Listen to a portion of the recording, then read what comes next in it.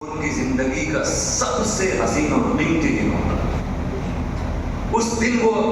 ہر چاہنے والے سے بڑے راضی نظر آتے ہیں، اسی لیے عرس کا اہتمام بھی کیا جاتا ہے۔ امیر ملت کا جشن کبھی بھی کیا جاتا ہے، لیکن حضور بابا ملت نے فرمایا تھا کہ اگر والی صاحب کے قریب ہوتا تو ہمارا ایک ہی ساتھ ہوگا۔ تو وہ انہوں نے اشارہ کر دیا تھا کہ جو تاریخ وصال میں میرا فیض میرے چاہنے والوں کو مانگنا چاہیں گے، وہ انشاءاللہ تعالیٰ وہ حضور امیر ملت ان کے والد گرامی کے ساتھ انہیں وہ عطا کر دیا جائے گا۔ تو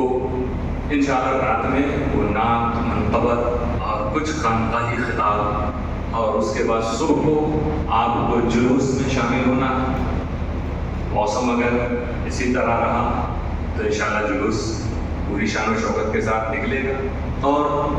حضرت امیر ملت اور حضور بابا ملت صوفی ہند کے اس جلوس کو دیکھنے کے لیے کہ چوچا شریف کے کوچے میں لوگ انتظار کرتے رہتے ہیں، اور چاہنے والے ظاہر سی بات ہے ہمارا اور آپ کا کہ یقین رہتا ہے کہ جن کا جلوس ہے وہ اس جلوس میں ساتھ میں چل رہے ہیں، اور پھر جب گھومتے ہوئے ان کے چاہنے والے واپس ان کے دربار میں حاضر ہوتے ہیں تو اس وقت مرادوں کو پوری کرنے کا وقت ہوتا ہے۔ تو وہ کیونکہ کل جمعہ بھی ہے تو انشاءاللہ تعالیٰ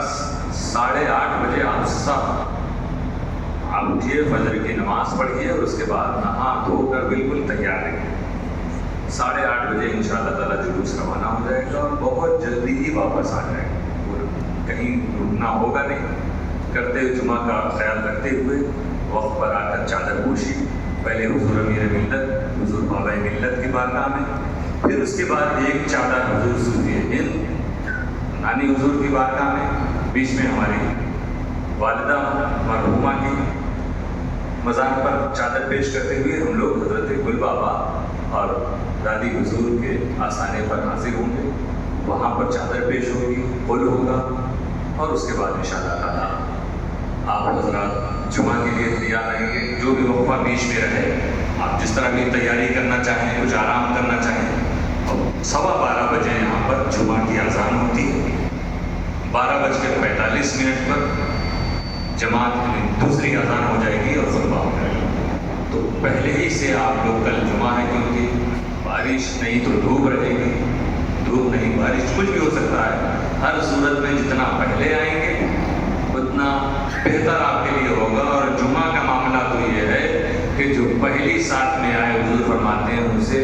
اونٹ قربان کرنے کا ثواب ملتا ہے، جو دوسری ساتھ میں آیا اس سے چھوٹا جانور قربان کرنے کا ثواب ملتا ہے، جو اس کے بعد آیا اسے بکرا اور دمبا کی قربانی کرنے کا ثواب ملتا ہے، جو اس کے بعد آیا اسے مرغی صدقہ کرنے کا ثواب ملتا ہے، جو اس کے بعد آیا اسے انڈا صدقہ کرنے کا۔ دیکھیں جو جتنی دیر میں آ رہا اتنا مس کر رہا ہے وہ ثواب، اور جب امام خطبے کے لیے بیٹھ گئے ہوں تو پھر اب آنا ان کا کچھ پانے کے لیے نہیں ہے، اب وہ کس لیے آئے ہیں وہی سمجھے، کیونکہ حکم یہی ہے کہ دوستوں کے آذان ثانی سے پہلے آپ آ جاؤ۔ امام کے ممبر پر بیٹھنے سے پہلے